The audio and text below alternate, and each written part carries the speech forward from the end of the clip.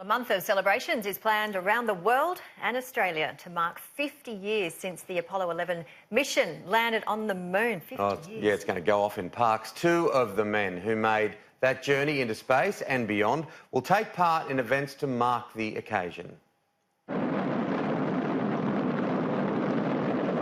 As Apollo 11 soared into the skies over Cape Canaveral, A countdown for Apollo 11, the flight to land of the first men on the moon. NASA engineers and scientists faced 4 days of tension as Neil Armstrong, Buzz Aldrin and Michael Collins tracked towards the moon and their place in history. A half a century later, the world will again celebrate, marking the crew's historic achievement. Two of the men who rode Apollo 11 into the outer limits will headline NASA celebrations of the moon mission. There will be a host of events at the two NASA headquarters, and the astronauts, the remaining surviving astronauts from Apollo 11, Buzz Aldrin and Mike Collins, have said that they're going to be involved in those as well.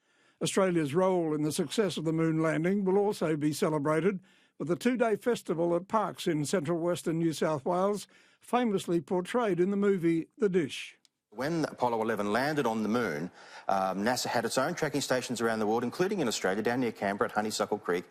But with the smaller dishes, they weren't getting quite as good a signal as Parkes. So when the moon landing happened and they went out and did the spacewalk, they kept with Parkes for the footage for most of the spacewalk. So Parkes was getting those first pictures of people stepping on another planet. There'll also be major exhibitions in the capital cities and at some regional centres.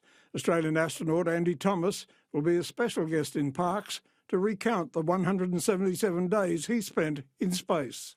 News Corp has produced a special magazine to commemorate the 50-year anniversary. That includes an interview with the forgotten man in the moon mission, Michael Collins, and the story of some of the problems faced by the men post-mission. We learn a lot about Buzz Aldrin as well, and Buzz had some troubles after the mission, and I think even Michael Collins has spoken about the fact that he, not being that household name, it sort of had reduced a bit of the pressure on him. These guys were the biggest thing happening. In 1969, they toured the world afterwards. Everybody knew who they were, and I think a lot of that public focus and pressure, it actually didn't do that many favours to someone like Buzz Aldrin. Terry Galloway, Sky News.